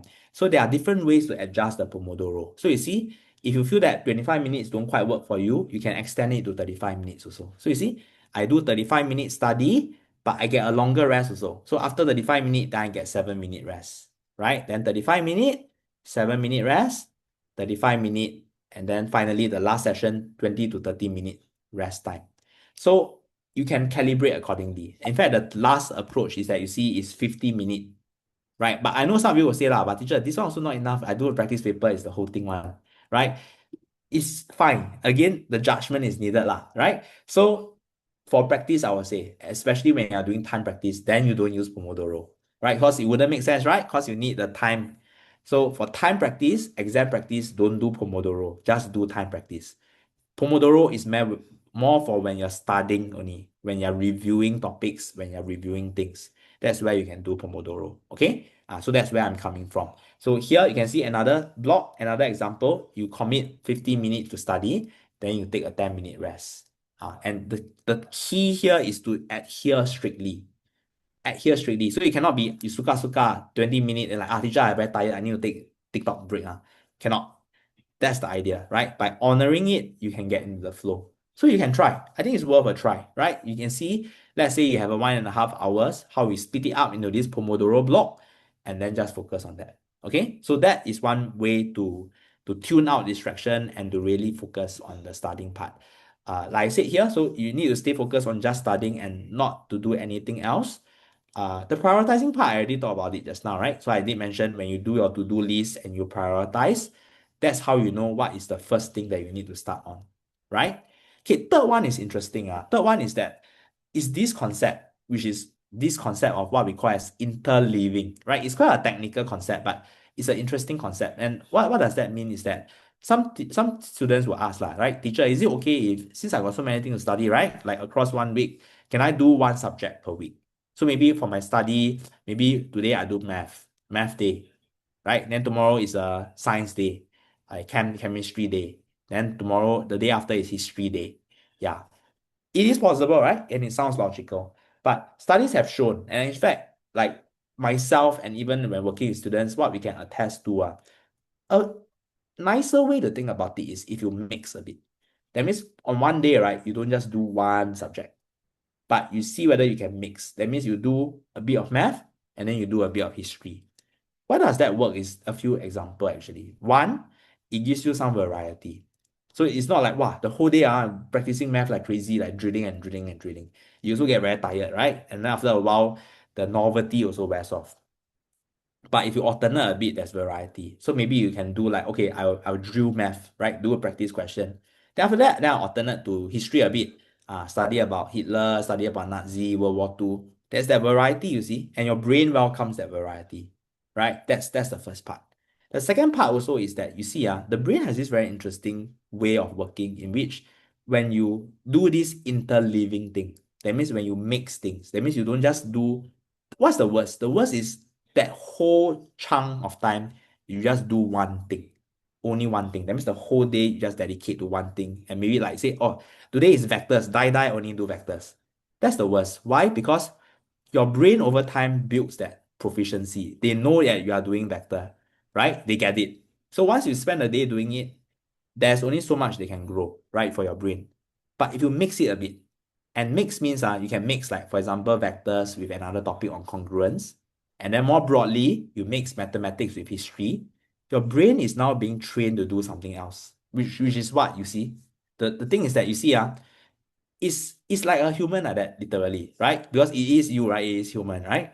If you just keep throwing vectors at it, over time it knows it's vector, right? So it's like, like you play badminton or play basketball or that, right? There's only one way the stroke is coming back at me for badminton. This is how I'll hit it, right? This is how I'll hit it back. So it knows that. So there's no more kick and no more challenge to it over time, right? But what interleaving and mixing does is that we are varying the strokes for our brain, right? So it's like, when you play badminton against it, I'm changing the stroke, right? I'm serving the ball to it in a different way. I'm challenging it and stretching it in a different way. So the brain is forced to confront the question, the problem, in a different way every time. And once it does that, it trains itself. It builds its muscle. How? Because it has to force itself to pull the right information from the right part of the library, the brain library, to meet the challenge that you are facing it. You see? So that is psychologically how it works. So why interleaving? Why mixing things work? Why mixing things make your brain stronger? Right? So that's one thing. Because a lot of students like to ask, right? So how do I plan? Is it like one day I need to do one? And I would say it depends also lah. I mean, some students like maybe from like long time ago it really works, then it works lah. But I'm just saying generally, this is something that you can consider, right? And of course, again, the judgment is how do we pair? Of course, I don't think you want to pair like something very drill intensive with like mathematics with physics, right? Both very drill intensive. Probably it's a better idea. Maybe you can pair like mathematics, then maybe you can slow down a bit. If you're doing any of you doing literature here, you all can pair with a literature text, poetry, that kind of thing. You see, then at least there's a diversity. At least there's also a bit of a diversity and difference in terms of the focus. It's almost like you're taking a mental break also, you see, from one thing to another, right? So that's how we can think about that too. Okay, right? So that's the other part that I wanted to highlight. Stopping addiction to mobile device. So I think some of you asked about that. I would say that it's like what I said. Number one, it shouldn't be there on your table. So the way to do this is really about building good habits, which is there are two questions in the chat. I think one from two questions from two students, which is how do you keep yourself motivated and how do you remove distraction, right? Very, very important part. I will talk about that later, which is the whole idea behind habits and motivation as part of the last segment. So I'll come to that later, okay? But before that, I wanted to address two more questions, which is a lot of students also ask, does music help? right? So how many of you listen to music when you study? Maybe you all can type in the chat or raise your hand also, right? Listen to music, right? So a lot of students also ask, right? Is it a good, quite a lot, quite a lot. So they ask, right? So is it a good idea to listen to music? And my my my sharing here is that it's quite interesting. It depends, but it's not like just a qualifier. It depends on your task actually. So if you are doing things that are very straightforward, that means maybe, for example, you have been doing this practice for the longest of time already, right? Very obvious to you, this drill practice for math or science, and you are just doing it as a recap, very easy one. Then that one is okay to listen to music. It gives you the momentum and the groove, literally, right? To do things that you are familiar with, that you can do pretty well. But when it comes to very difficult things, that means wow, you need to write a essay lah for English. You need to do like source-based question for history. Need to think or doing very difficult problems for science, organic chem, chemistry, all that. Then it's not a good idea, right? So again, why is it not a good idea in that case? It's because you have limited brain power, and when you listen to music, even though you're not conscious that you're listening to it, your brain is still being allocating brain power to processing that. So simply put right, you do not want that brain power to be competed away, right? You do not want there to be that distraction. So generally, music is helpful for very easy routine tasks, but not so for very complicated tasks. So that's a interesting fact for you all. But just to note so again, it depends on individual. So if you are the type that like, wow, from primary school, your earphone always perpetually over your head, like your music is like your surround sound already from young, like the sound of your life, then just keep it that way, right? Because you're already used to it. So there's no point switching to something else. Why I'm bringing this up is more for those people who are thinking of different study routine. Like, oh, I don't really listen to music. Is it good if I maybe play some music? Then this is something that you just need to know, right? This is something that you just need to know. Okay, stay motivated with study buddies. Okay, this one is something that I just wanted to also do a quick share that is a bit quite interesting. So I'm going to just toggle the screen over here, right? I think you all should be able to see the screen now. Okay, see the screen now.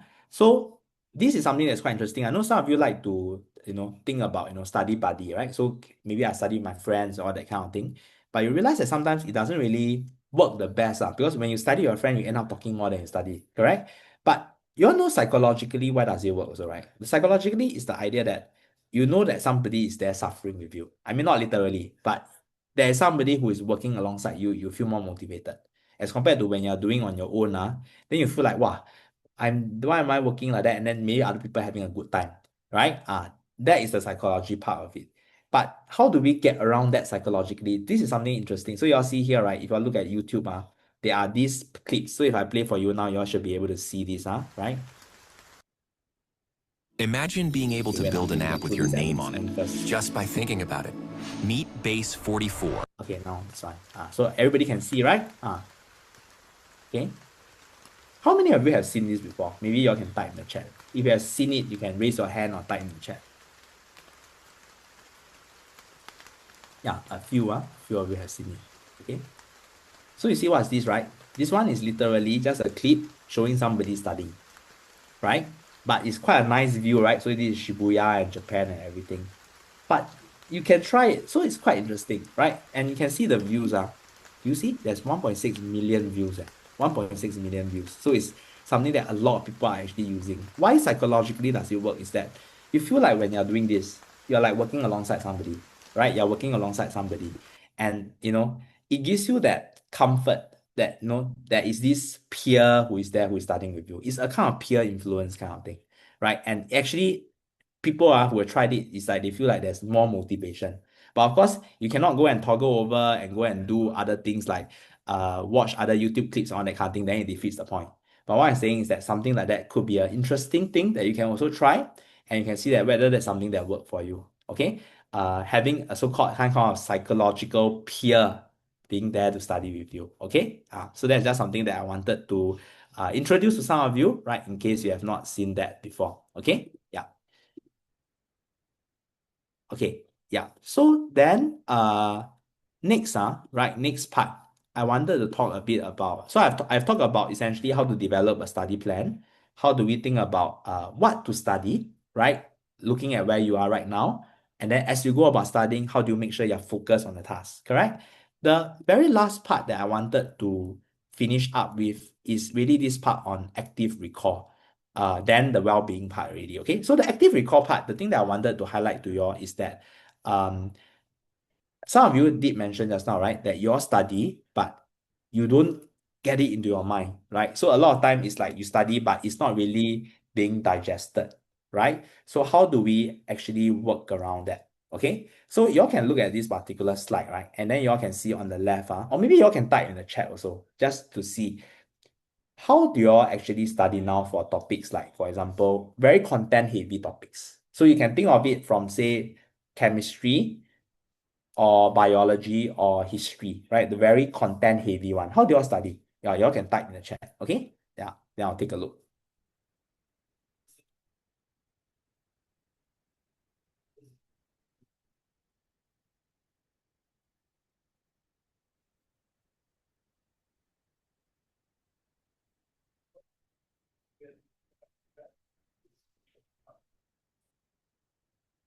Okay.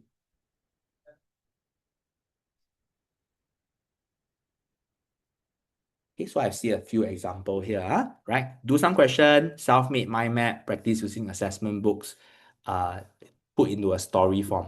So very interesting question, very interesting sharing here. So I think some of you already get that, right? Practice. But one thing to note is that especially for things like maybe math, you can still do that, right? Space repetition practice. But for some of those concept-based one, like for example, if I tell you about history or literature, or social studies or biology and chem, it's quite hard to just do practice. So that's one part I want to clarify. So guys, not everything can be achieved by doing practice. In fact, I would suggest for topics like that, right, you cannot just practice also. Because the reason is if you just practice, it's also a blind spot. Because the reality is that there is no most comprehensive assessment book in the world. There's no one assessment book that will capture everything that you need to learn, right? So the reality is you can use that, but it may not capture all the blind spots that you have. So for the content heavy things, it's still important that apart from practice, you need to spend some time to review and to study it too, right? So that's one part that's important to note. And I think some of you mentioned about the mind map, summary notes, right? And forming a story, which is very interesting. And I think that is something that, I think is linked to what I had wanted to cover just now, on the Feynman approach, right? And this one is something that is worthwhile looking at it, which is what is the Feynman technique? The Feynman technique is essentially you just visualize, a lot of times you are thinking of yourself as a student, right? You put yourself in the shoes of a teacher that what if now I learn this topic? Maybe this topic, on transport in plants or transport in humans for biology. What if I'm the one teaching it to my friends? Or what if I'm a teacher and I'm teaching it to my students? How would I focus on the main things? What are the main things to focus on? How will I explain it? Right? So for example, what are the parts of a plant? What are the important functions that I need to talk about? What are the things about the transport or circulatory system that I need to mention? Right? And then you map it out almost like a lesson like that. So you pretend that you are the one teaching it to others. It's a bit like what actually Sisyphus has talked about it in the question in the sharing, putting things into a story form. That actually helps you to try to link things together, right? Especially when you're trying to explain to others. And once you pretend you're explaining to others, and you see there are gaps in your own understanding, it means there are some parts you try to explain, but you don't quite understand also. Like, okay, how is it that when food goes through the human, how does it get from one part, like the mouth to the stomach? You don't quite understand some parts, you get mixed up. Then that's where you need to go back and review again. So that's one way of thinking about it, right? The other way of thinking about it is this, which is the idea of active learning, right? Active recall. The idea behind this is I know some of you did mention a lot about summary notes, but the thing is that you all realize also a lot of times, right? We end up doing summaries after summary. You all realize? So it's like we do summary and then we end up summarizing the summary and then doing summaries of summary or summary. But it's not the most productive. I would say the way to look at it is it makes a lot of sense for you all to do a first cut summary note one time. That first summary note is useful because it condenses the key things that you need to know about a certain topic, and then you can go back to that. But you shouldn't be doing it a second time. You shouldn't be redoing summary notes. So what should you be doing after that? The way to think about it is that you shouldn't also just be reviewing your textbook again and again and going through the textbook because that doesn't help. It's a bit like Netflix like that, right? So you know when you watch Netflix, right? It's like you're eating popcorn and watching the movie. A lot of things just fly you by only, right? You're very passive and it doesn't get absorbed into you. The way to do active recall is that you are actually actively learning something instead of just reviewing it passively. So how it works is I can give you a practical example. Like for example, this topic on bonding, right? You can literally just extract out from the syllabus document what are the learning outcomes. And your notes, your textbook, so that will also have that. So the way to do it is you don't start by going through the notes first. You start with this and you recap from there. For example, if they say describe using dot and cross diagram formation of covalent bond, right? Then you do. Okay, let's try an example, right? So using H2O form a covalent bond. Can I do it? And if I can do it, then try again one more time for maybe CO2. Can I do it? Oh, I can do it. So it means I'm pretty good at it already. Then there's no need for me to go back to it anymore, right? Because I already know it. So I go to the next one, right? Physical properties of covalent substance.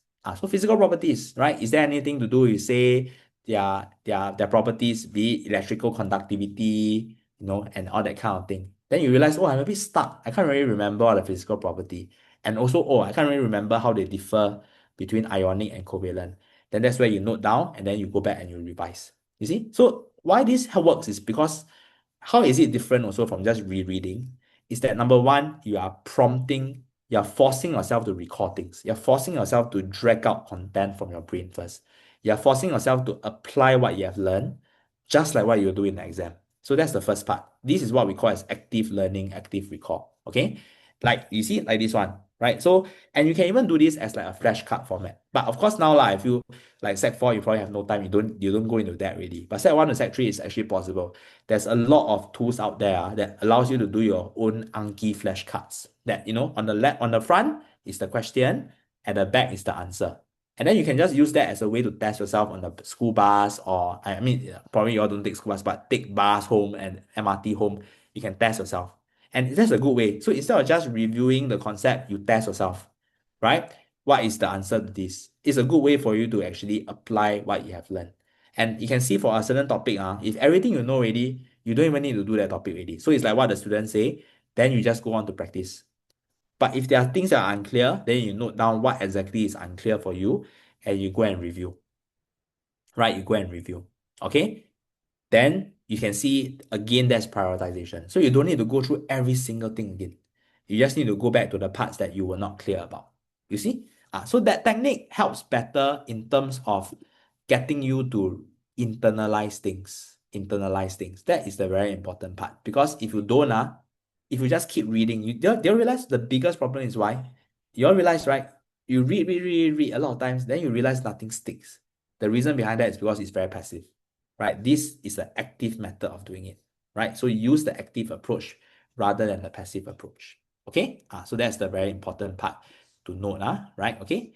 And some other things, I think some of you mentioned about mind maps and everything. So indeed, I think I won't use this I want to do it as activity, but in the interest of time, I will leave it as this. The idea is that I want to talk about the main takeaway is about grouping things together. And chess players are very good at that, right? So you see, chess players, they actually can memorize a lot of moves. So I use an example here, Magnus Carlsen, the world champion. They have tons and tons of openings and all in their mind, right? They can memorize all of them. And the way they do it is they chunk things together. They put things into groups actually, right? And that's what you all can do also, right? So and that links back to what I said about trending things. What are trending things? What are the trending themes, the trending questions across different topics? How do I see patterns in them? How do I categorize them together? That will really help you more when you in terms of practice and all that as well, right? And and with that, right? So maybe what I'll do is that I will show you all this thing, right? Which is essentially this portion, right? That I will share screen on how this can be actually done for like certain areas, right? For like languages as well. So let me share, and then you all can see. So I've gone through this. I want to share with you this material, right? So you all can see for English, right? You all may wonder how can it be done for English? So if you all look at English, I just use one example of our notes, right? You can actually see here for English when we look at essay, there are going to be certain themes that are pretty common. And some of it are also trending themes, like, technology, social media, that kind of thing. And the way to think of it is once you can identify all these common recurring themes, you set it out like that, like what we do. You see, a theme. And then after that, you kind of link it. So across essay, there are different essay type, right? So what are the possible questions by type of essay that you can come across? So for example, expository, benefits and drawback of social media, argumentative, social media does more harm than good, right? So be aware of, from your review of different schools, what were the questions that have come out. Then after that, you can see that's where we can do a compilation of facts and ideas. Like, what are the benefits of social media? You put it down here. And these facts, you can see once you compile it, these are good for all the essay types in that team. You see, it's not just restricted to one, it can be used across others as well, right? And what are the drawbacks? And then you can see even some of the nice linking sentences and phrase to link the sentences together, right? So these are the things that will be helpful, right? As you do it, this is what we call as essay primer, right? So you identify common themes, and for each of these theme, what are the possible essay, and what are the points, the stop points that will be useful for that, the stop points, and also the sentences. So you see, by doing this, it's a kind of chunking as well. It's a kind of preparation, right? For different essay themes, what are the information that we can use? What's the kind of stock sentences that we can use? And that already helps you a lot. You see, by doing this, why is it a good tip? Is the trick is you don't need to think from scratch in the exam. Right? A lot of times you see in the exam, the problem, especially for essay, right? You think from scratch. It's like, wow, I have to do out, think what I need to write, everything. Then you end up either running out of time or you write something very haphazard. But once you prep this beforehand, you see, you really go in there, literally you're 50% ready. And if the question really come out, you 100% you have won the battle already. Correct? And I know some people also do it by like so-called memorizing essay, reading model essay, and that's one part of it. But this is something a bit more, right? This is about building up points, building up, sentences and all that applies across different questions in that particular theme. And you see how that can be useful because it's a lot more versatile and can be applicable across more areas also, right? And actually, later on, I also share with you all that this is not something that we only do for our class. This is something that we are sharing as part of a free community that we are actually making available to all secondary students. And we have been putting this up for everybody to use actually. So I wanted to also point you all to it. I think it will be helpful for every secondary student. And in fact, it's not even just for MS, my special students. Any student can join, right? And then you all can actually, this one was in fact from the community itself. So this is something that I feel will be helpful, right? Especially as we look at how we can prep, right? Okay, the next one also is for like mathematics, right? So if you look at mathematics, how do we look at it is, I would advise one tip is there's no need for you all to, like what we said lah, there's no need to go through too much of the content. The main part about mathematics is really practice. But what is one thing that is helpful for math that I can tell you all is a kind of cheat sheet kind of format. And what's the cheat sheet? Cheat sheet is like, let's say you look at the different topics for like math, maybe you see like coordinate geometry. Coordinate geometry, then you see, okay, coordinate geometry, what are the three formula or three tools that I need? And then you just put it down. So for example, you can see here, so the three tools is number one, finding the gradient of a straight line. What is the formula for that? Number two, finding the length. What's the formula? And three, equation of a straight line and the formula. And then you just put that into a cheat sheet and do that for the different topics. And once you do that, right, you realize then it's a very easy way for you to have a bird eye view of what's going on, right? A bird eye view of what's going on. So that's the part that I would recommend. Actually, for English, you can think of it as this essay primer that's helpful for different themes. And for math, it's more in the form of a cheat sheet format, comprising of the formulas. Of course, I know some of the formulas are in the formula sheet, but not everything is given. So the point of this is not to replicate what's in the formula sheet, but is to give a good sense of for each topic, what are the key tools. And you all know why is that helpful is because the way to tackle math at O levels is understanding what exactly is the right technique to solve that question. So if I tell you, right, let's say, for example, you look at a question on um, triangles, on trigonometry, right? If you can know very clearly, okay, for trigonometry, there are three things I can do, right? I can do Tuakaso, right? I can do Pythagoras theorem, I can do sine rule and cosine rule. If you know that very clearly, and then you know under what circumstances you'll use each of that, then you can tackle the problem very effectively, right? And the way to do that is, you see, you can do it as a cheat sheet format, looking at what are the key formula that you need and when do you apply them, right? So that's something that I would also advise that you can use. Some of you did mention that GPT to assist on gathering essay plot. Indeed. So I mean, I think we have to be very honest here that we do live in a world that AI and chatbots and GPT and LLMs have become readily available. To say that you all shouldn't use GPT and LLM at all, I think it's like burying the ostrich head under the sand lah. But I think we must use it smartly. And what do I mean by use smartly is that, because I see before, literally students in Starbucks, right? They key in the essay question, da, da, da, da, da, the whole thing come out in GPT, copy paste. I think that defeats the point, because ultimately you all have to take the exam, correct? As adults, we don't need to take exam, right? We don't need to see in the exam hall. But for you all will have to go into the exam hall. And in the exam hall, there's not going to be a GPT to help you.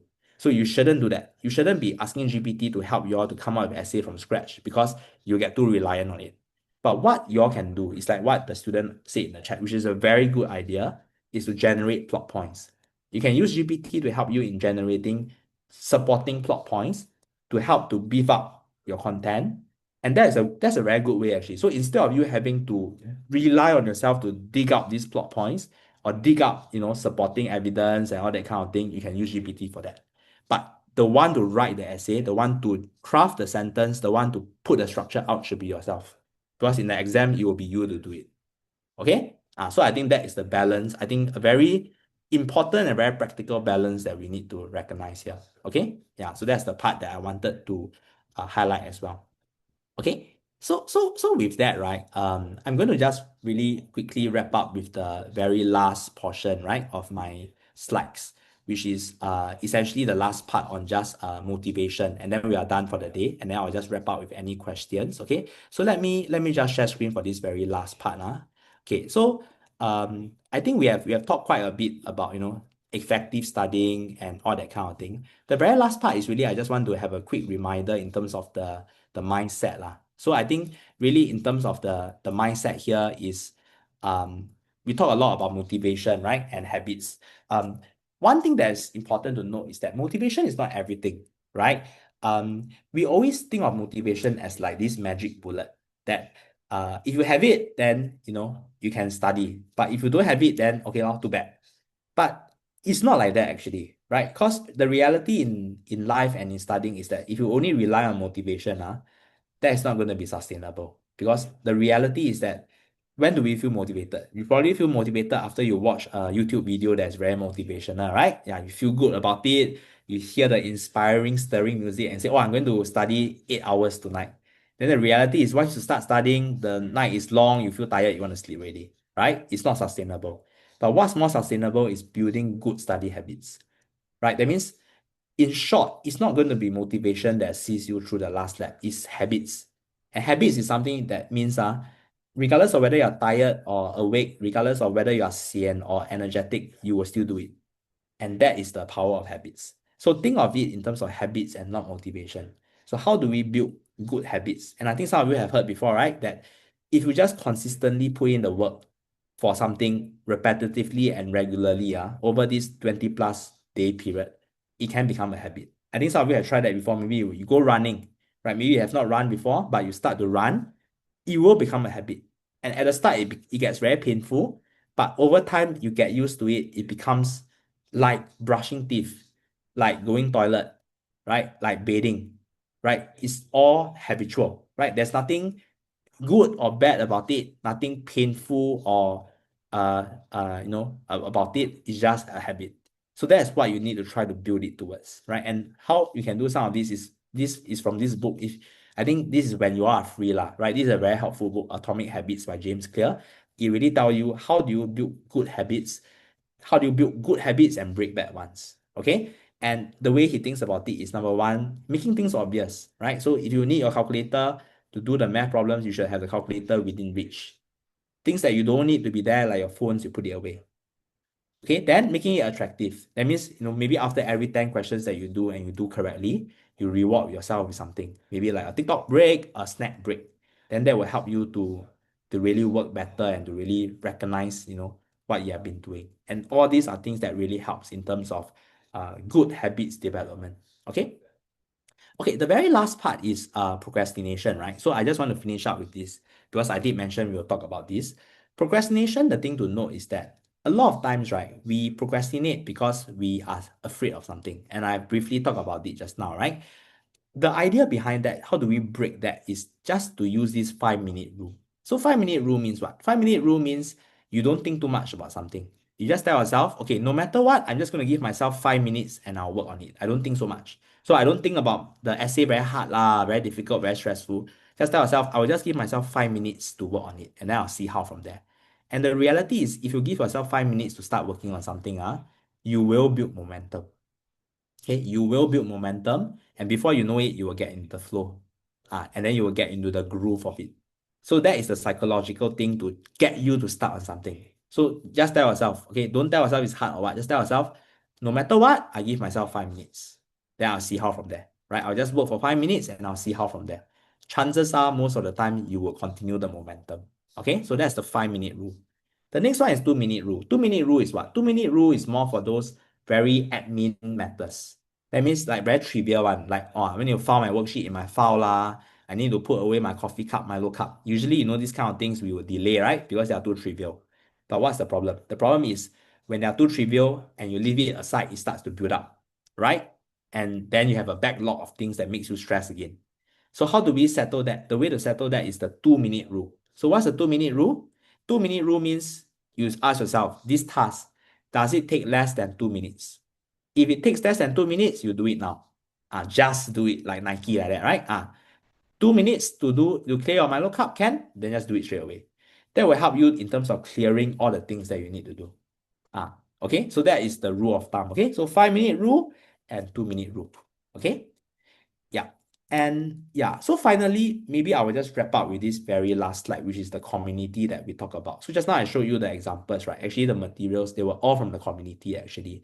And this is something that actually we are sharing freely with everyone because we do believe that the secondary journey is not easy and there's more support that's needed, even for our own MS students, right? We have our 2 hour classes with them, but beyond that, we do believe that it's part of a longer journey that we want to support them even outside of the classroom. And that's also why we have built up these communities where everyone is welcome, actually. Parents, students, MS students, non-MS students, everybody, across our different subject groups. And that's where actually we are now sharing materials and content to really help everybody along. And and these webinars also is a part of that, actually, to just to give students the tips and all to really help them to prep ahead too. So do feel free to, I think our colleagues here will type that in the chat, the links too, and then do feel free to join the groups too. Okay. Yeah, in terms of benefiting from the group, interacting with others also, and our teachers will also be there to, for anything that you would like us to assist on too. Okay. So with that, let me just finish up to see the other questions if there's anything.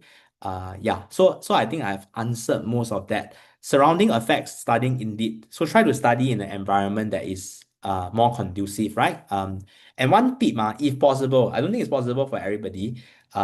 Because a lot of times your bedroom is your studying room, right? But if it's possible that you can have 2 different places, try to do that. Because again, psychologically, right? You would like to separate out the place where you work and the place where you rest as far as possible. But of course, it depends on whether it's workable. Okay. So that's the first thing. Motivation to study, I talk about it. Don't look too much to motivation. Motivation is really like firework like that, once in a while only.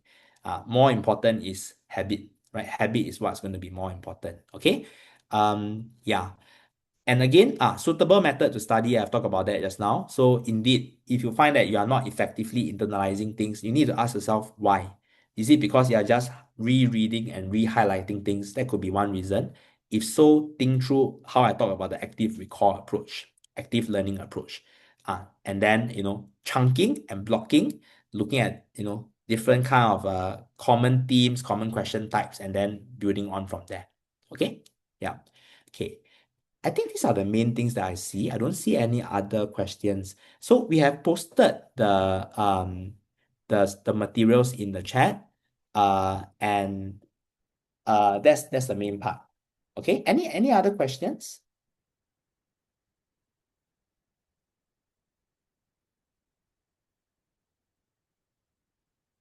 Yeah, okay. So if there's no other questions, right, that's all for today. I'm so sorry that we spilled over quite a bit, but I wanted to address the questions from the students and also to ensure that we did share the main materials. Okay. So I hope that it has helped. And of course, this is the start of many more things that we're going to do for everybody towards this last step, towards the exam. So certainly do keep a lookout even within our community, on all the resources that we are providing and also upcoming webinars, further webinars, including subject-specific webinars to help you all as well. So do join our communities and keep a lookout for that. Okay. And our channel remains open. So any questions, also feel free to reach out from us, right? And we'll be happy to help. Right. So with that, have a good weekend. Thank you everyone for joining and all the best, right? For everybody having exams and preparing for that ahead. Okay. Thank you very much, everyone.